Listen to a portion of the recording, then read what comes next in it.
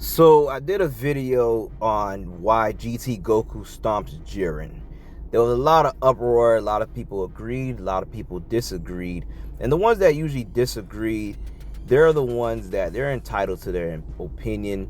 But at the same time, when they're sitting there watching something and they're disagreeing with something without giving any real relevant answers of something to back up their opinion of why they feel that Jiren would pretty much stomp Goku. And this has been a long going argument about Dragon Ball Super and the power scaling of Dragon Ball GT.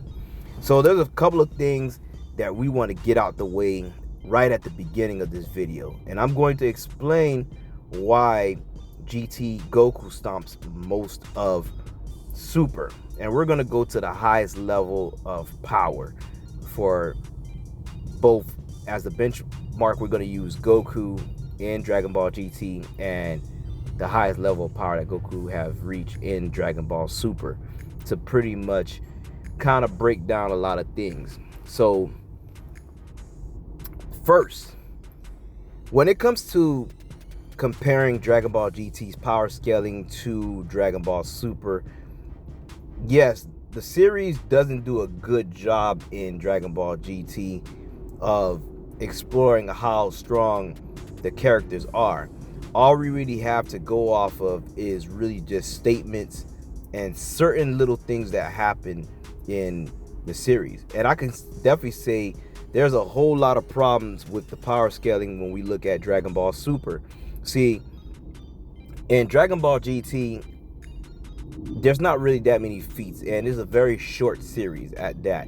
Well, the majority of the episodes was Goku traveling to different planets, and to the point where they had to cut out a lot of those episodes and kind of make it seem like they're lost episodes after GT ended, because they wanted people to get to the point to get to the baby arc where everything picked back up to what they knew of Dragon Ball Z.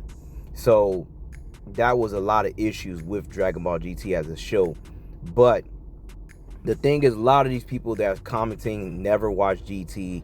They never seen the original Japanese show, and they're pretty much just going off what the internet is being spread by a certain group of people who just have hate for Dragon Ball GT. Even though for many years GT was loved because of Super Saiyan 4, and a lot of people didn't watch the show, they just knew Super Saiyan 4 and they loved GT until after Super comes out, it's like this new mob that shows up. But let's get to the video. So now I did many videos exploring this topic, and there's still a lot of confusions with a lot of people. And the thing is, I'm going to break it down for especially the people who never watched GT before and don't understand how powerful Goku is in Dragon Ball GT. You got to remember, just at the beginning of Dragon Ball GT, Goku's already stronger than the entire Dragon Ball Z in his base form. And this is at the beginning of Dragon Ball GT. This is not Goku that needs Super Saiyan. Goku in his base form is already stronger than Buhan, which is the strongest Buu. For a lot of you that's still debating about Kid Buu being stronger than Super Buu, when Kid Buu is not even stronger than Super Buu. But he's definitely not stronger than Buhan.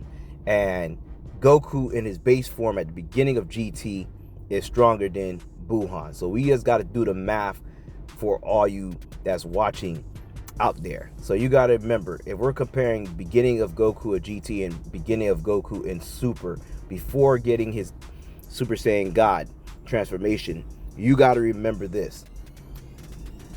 Super takes place around 4 years after the fight with Kid Buu. So now we got to get a Goku who's trained for about 4 years up to that point, who fights Beerus and goes Super Saiyan 3 and gets flicked off by Beerus.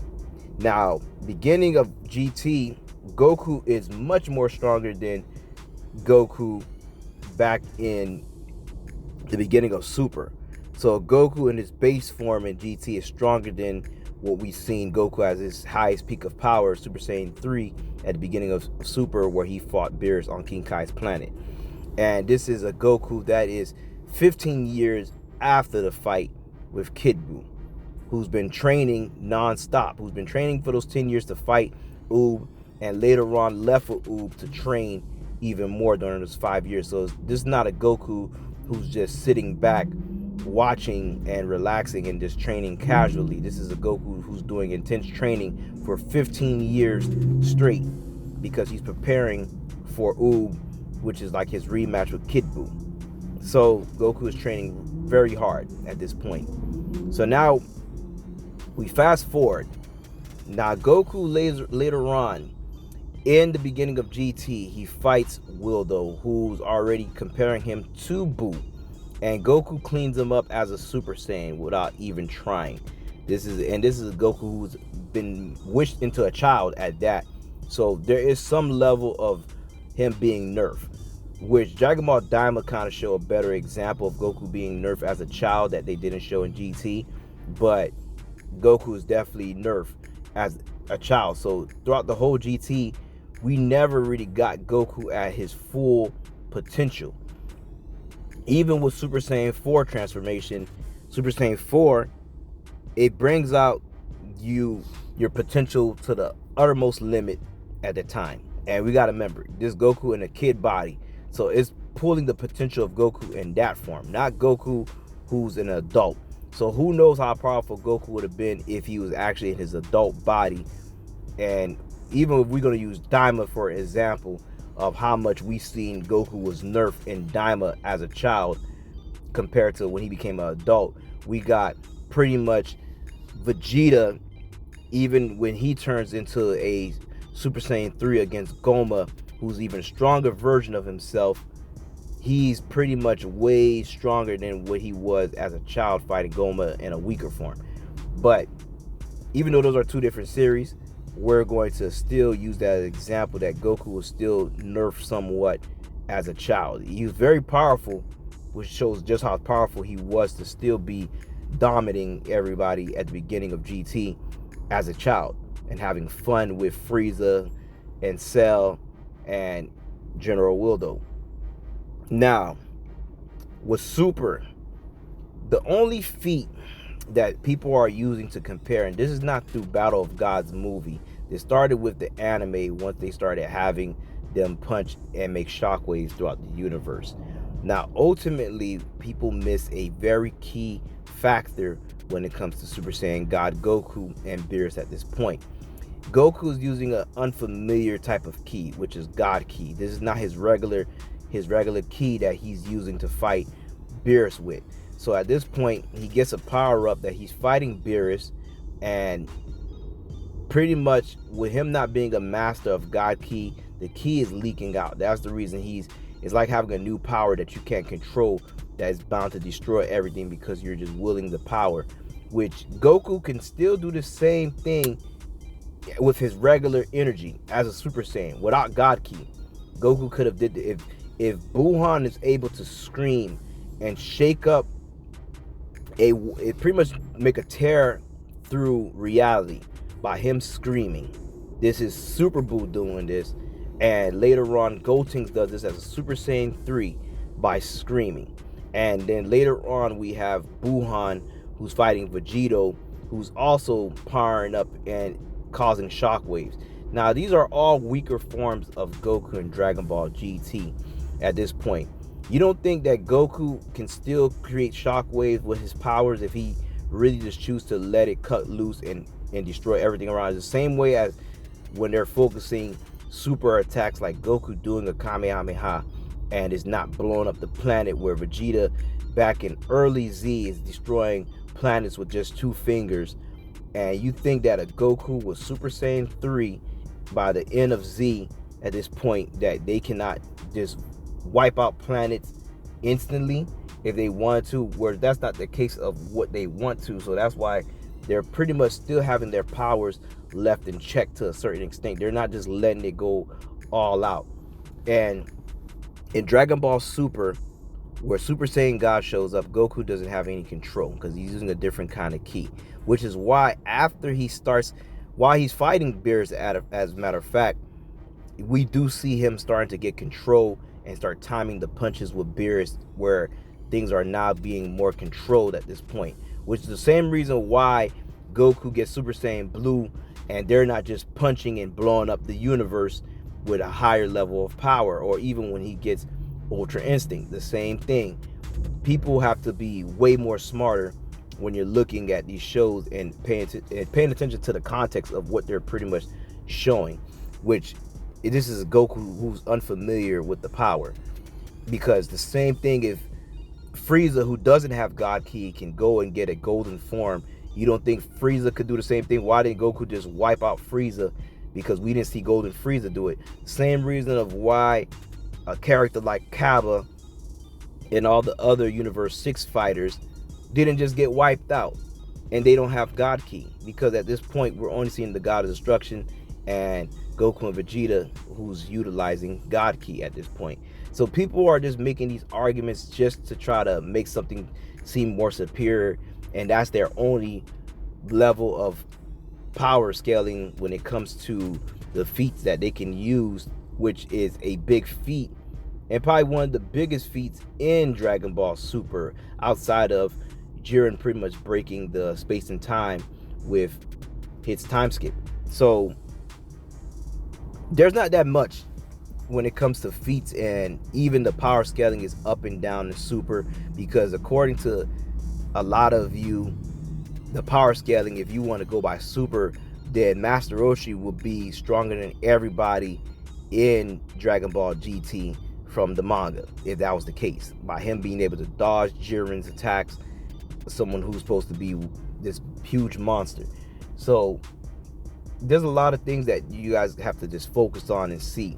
The next thing, when we're looking at Super Saiyan 4 Goku in Dragon Ball GT, who's pretty much at this point, he has control over the power. It's not a 400 times multiplier either. People are just making certain power scalings up, and that's not the case. We definitely see a Goku when he first becomes Super Saiyan 4 who fights Baby who dominates him as a Super Saiyan 3 as a child. And this is Goku who's already way surpassed that of anything we've seen in Z to that point. And turns Super Saiyan 4 and starts to dominate Baby at this point. So this just already shows that this is a different level of power when it comes to Super Saiyan 4. So the thing is, when we're trying to compare Super Saiyan God and Super Saiyan 4 and Super Saiyan Blue, there's no more numbers to pretty much, or multipliers to know how much of a multiplier that Goku got against Beerus. Even the same thing with Beerus saying he used 70% of his power against Goku, but Goku already got many times stronger in Super, and he's still not stronger than Beerus. So that may be a lie, that Beerus didn't even use 70% of his powers against Goku, or it just must be that other 30% must be even greater, or Beerus been training behind the scene to get stronger than what he was during the Battle of Gods film. So there's still a lot of stuff that we haven't seen. But then again, once again, the main reason to this is that we still have the strongest version of Goku in Dragon Ball GT, and that's the spirit body version of Goku, who comes at the end of GT against Omega Shenron, and who's a child making the Universal Spirit Bomb, and he's tanking all the shots from Omega Shenron at this point. And later on, after defeating him, he leaves with the dragon. We see him 100 years later, and he's pretty much like this mystical figure. We don't know what happened to him, but this is probably the most godly version of Goku that we ever have gotten to this day. So nothing in Super can compare to that version of Goku at that.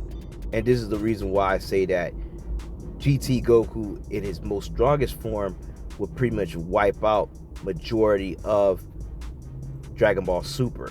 And we don't know, comparing him to that form, how strong he would be going up against the angels or the gods of destruction at this point in that type of level of power. Because at the same time, this is Goku in his base form as a child who became that. Now, if he had to need more power and become a Super Saiyan 4 at that same time, we don't know how powerful he would become by that point, or what type of training he did when he left with Shenron at the end of Dragon Ball GT. So those are all just room for interpretations at this point. Now, Zeno, of course, will be the most hardest one because he can just erase people. But then again, with Goku leaving with the dragons, who knows if Goku got powers to kind of wish and make wishes come true, the same thing that he kind of did in the special with Goku Jr. So there's so much stuff that we have to look at in different factors, but ultimately this is the reason why GT Goku would pretty much, it'll be a very close battle with him wiping out most of Dragon Ball Super.